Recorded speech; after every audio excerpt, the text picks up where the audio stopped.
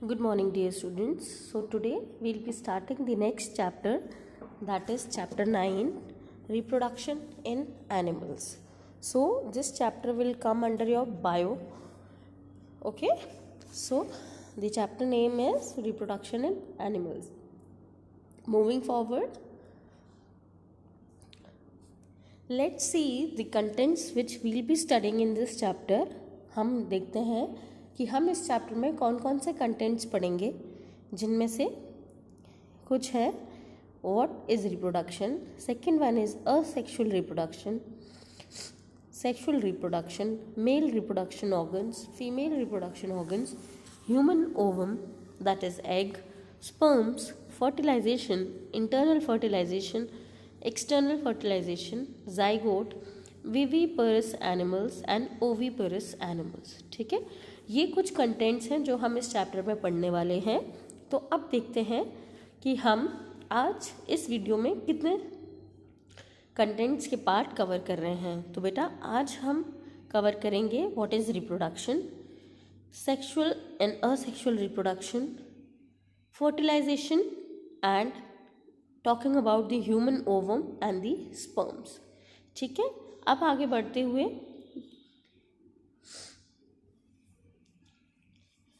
ध्यान से देखिए व्हाट इज रिप्रोडक्शन. जो पहला सब टॉपिक आपका इस चैप्टर में आता है वो है what is reproduction. So basically reproduction is the biological process by which a new individual organisms are produced. यानी कि ये एक ऐसा बायोलॉजिकल प्रोसेस है जिससे एक नया जीव उत्पन्न होता है. ठीक है, यानी कि एक नए जीव की फॉर्मेशन होती है. ये वो बायोलॉजिकल प्रोसेस है and this process is called reproduction. Now reproduction is the fundamental feature of all known life. यानी कि जो रिप्रोडक्शन है वो सारी नोन लाइफ का एक फंडामेंटल फीचर है, क्योंकि इसके बिना कुछ पॉसिबल नहीं है. Each individual organism exist as a result of reproduction. और जो हर ऑर्गेनिज्म एग्जिस्ट कर रहा है it is just because of the reproduction and it is a process by which a new organisms are generated. It is the mechanism of species continuation. आपने देखा होगा कि अगर रिप्रोडक्शन का प्रोसेस नहीं पॉसिबल हुआ तो there will be a stop to the new offspring. तो नए ऑफस्प्रिंग होंगे ही नहीं. इसलिए to maintain that cycle reproduction is necessary, क्योंकि न्यू ऑफस्प्रिंग का आना भी ज़रूरी होता है, whether it's in case of animals और इन प्लांट्स. अब बच्चों आप देख सकते हो ये दो पिक्चर्स, इनमें आपको parent animal as well as parent insect और जो ऑफस्प्रिंग एनिमल और ऑफस्प्रिंग इंसेक्ट भी दिखाई दे रहा होगा. So all this is possible because of the process of reproduction. I hope this is clear. अगर अब भी किसी को कुछ ना समझ में आए तो आप मुझसे पूछ सकते हो. ठीक है, अब देखते हैं that what are the two types of reproduction or how many types of reproductions are there. So students, just focus that in plants there are two modes and in similarly for animals also there are two modes of reproduction. These are asexual and sexual reproduction. A little correction is needed here, students. In plants only a sexual mode of reproduction is possible.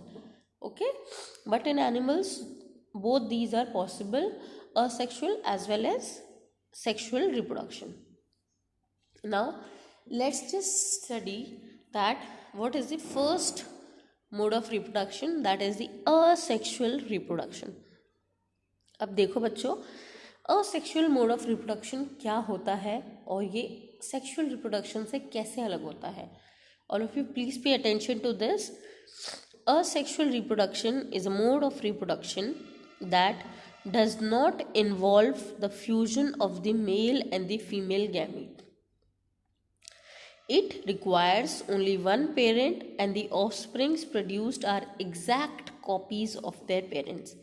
यानी कि जो asexual reproduction है it is a mode of reproduction जिसमें किसकी ज़रूरत नहीं पड़ती है, या तो both the parents are not needed, only one can carry out this reproduction, यानी कि it does not involve the fusion of both the male and the female gamete.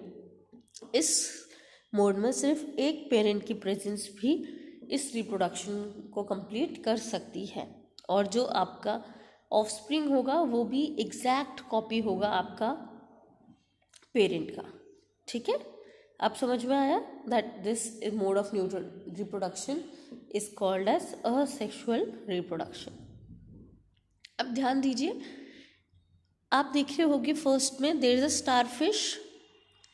अब आप नीचे देखिए स्लाइटली एक छोटी सी स्टारफिश दिख रही होगी आपको।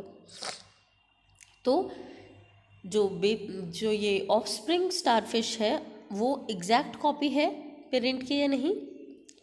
Okay, so this is how asexual reproduction is being carried out, और जिसमें ऑफस्प्रिंग वेरी भी नहीं करता है। ठीक है, they are exactly the same just like their parents only. Now moving ahead, अब आप देखिए यहाँ पे एक एग्जाम्पल दे रखा है असेक्सुअल रिप्रोडक्शन का बहुत अच्छा, दैट इज अमीबा। आप अमीबा पढ़ चुके हो चैप्टर 2 में, that is micro organisms friend and foe. उसमें आपने पढ़ा था अमीबा के बारे में। Okay, good. अब देखो, जो पहला आपका अमीबा है that is the parent cell. ठीक है, अब उसी पेरेंट सेल में जब फ्यूजन हुआ होगा तो जो उसकी न्यूक्लियस है वो डिवाइड हो गई 2 पार्ट्स में, जैसा कि आप देख सकते हो नेक्स्ट में। फिर वही धीरे धीरे थर्ड स्टेज में जाके अमीबा ही इलोंगेट होने लगा, स्ट्रेच होने लगा। जैसे जैसे अमीबा स्ट्रेच होने लगा वो ब्रेक डाउन हो गया 4th स्टेप में, और जो न्यूक्लियस है वो भी डिवाइड हो गई 2 पार्ट्स में, और 2 डॉटर अमीबा सेल्स बने विद देयर इंडिविजुअल न्यूक्लियस। ठीक है, अब जैसा आप देख सकते हो दोनों इंडिविजुअल न्यूक्लियस बनी और दोनों के साथ amoeba is there, so these 2 cells are known as daughter nuclei of amoeba. Okay, is this clear? So this is how एक सिंगल पेरेंट से ही आपने देखा कि जो ऑफस्प्रिंग है वो प्रोड्यूस हो गए। So this mode of reproduction is called as asexual mode of reproduction. Okay, समझ में आया? Shall we move further?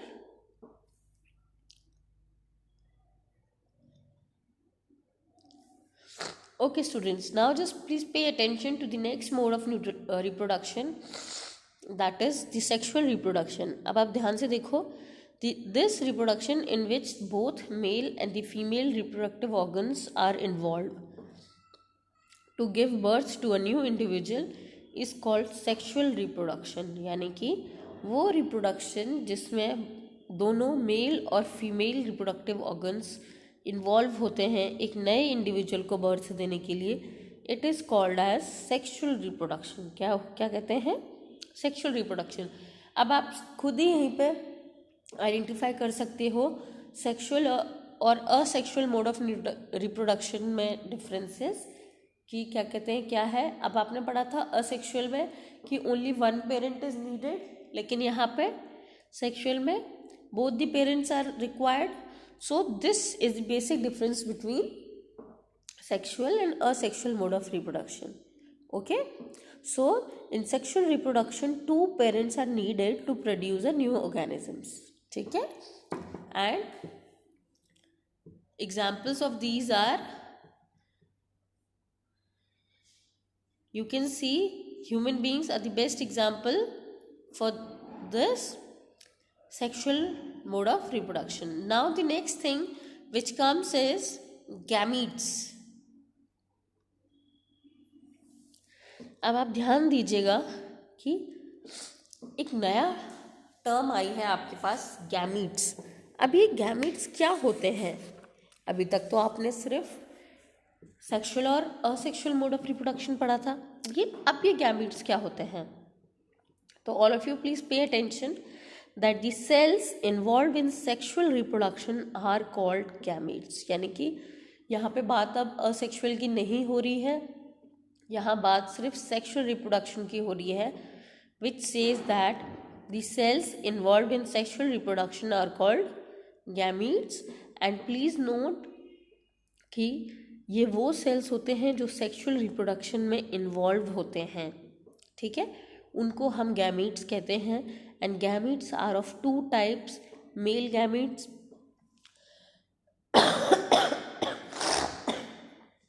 As well as female gametes. अब आप ध्यान दो बेटा, जो मेल गैमेट्स होते हैं वो स्पर्म्स होते हैं, और जो फीमेल गैमेट्स होते हैं वो आपके एग या ओवम होते हैं।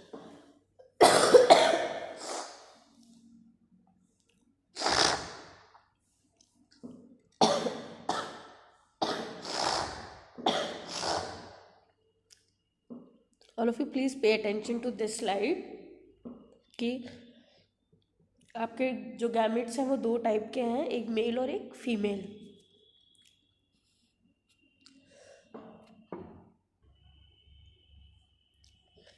ठीक है, तो अब आप देखिए कि आपके ये जो गैमेट्स थे ये दो तरीके के थे, मेल एंड फीमेल गैमेट्स, जिसमें मेल गैमेट्स को स्पर्म कहते हैं और फीमेल गैमेट्स को एग या ओवम कहते हैं।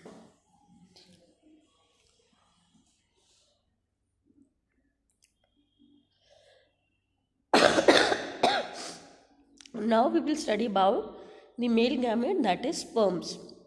So students, this is the structure of sperm, जिसमें कि आप देख सकते हो ये 3 पार्ट में डिवाइडेड है, front, middle and the end part.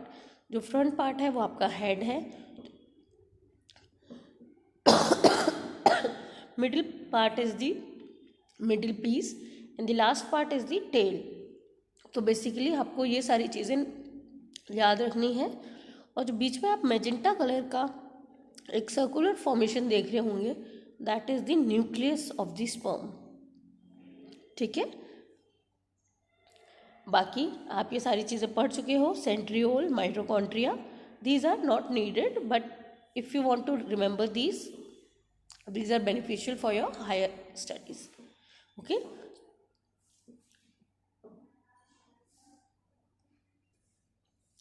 So this is the structure of your male gamete, that is sperms. Now moving ahead,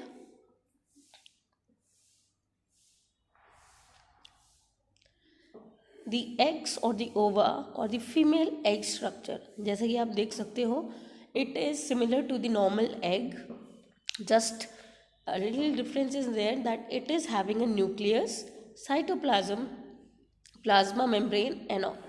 So this is how a female egg look like, ठीक है।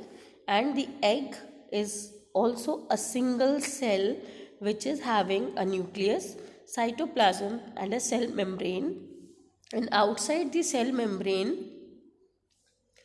an egg has a thin layer of jelly called jelly coat, which allows only one sperm to enter into it during fertilization। यानी कि आप देख सकते हो कि cell membrane के बाहर एक पतली सी परत होती है which is known as jelly coat, जो सिर्फ एक स्पर्म को अलाउ करती है एंटर करने के लिए during the process of fertilisation, okay.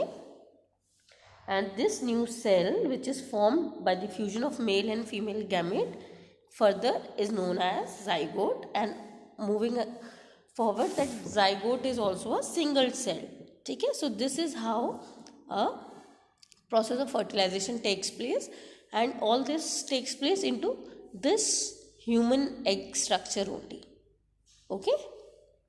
अब आगे बढ़ते हैं।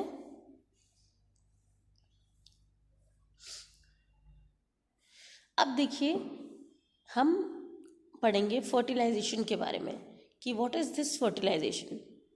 अब आप देख सकते हैं, the fusion of male gamete with a female gamete to form a zygote during sexual reproduction is called fertilisation.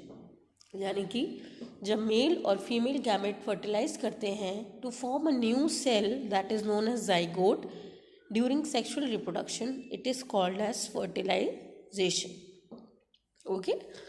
And the process of fertilisation produces a new cell called zygote. मैंने जैसा अभी आपको बताया कि फर्टिलाइजेशन के समय पे एक नया सेल बनता है जो कि क्या होता है, जाइगोट। ओके, अब देखिए, the zygote is actually a fertilised egg, जो कि आगे जाके आपका it forms into a new offspring और अ बेबी।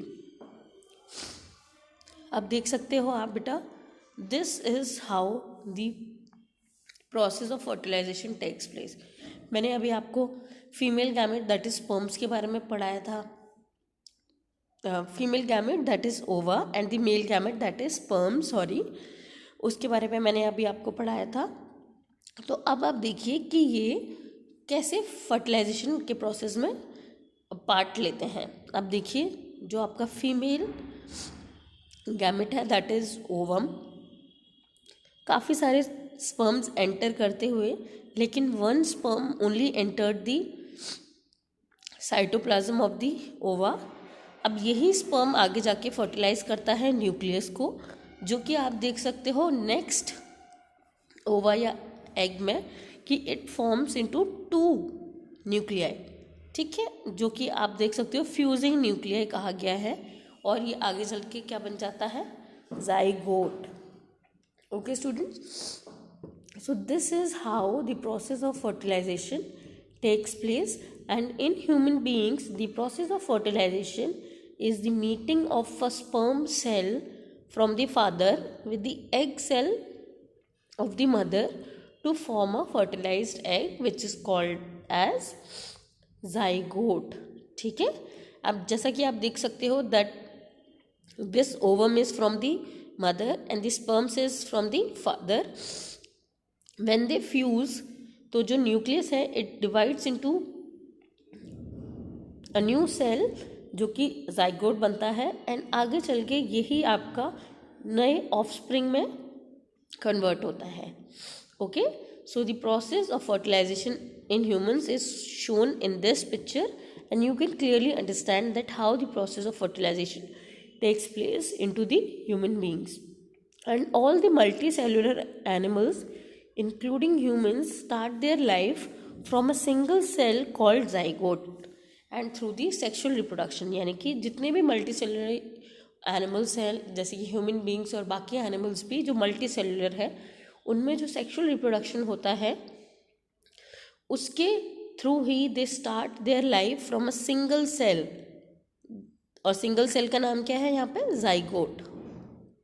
ठीक है, so this much for today students, we will continue with the other sub topics in the next class. I hope it is clear till here, and if in case you have any problem you can ask me in the next class, but please do watch this video and simultaneously try to make notes also, otherwise I will provide you in your respective groups. So thank you so much students for your patience listening. Thank you and have a nice day ahead.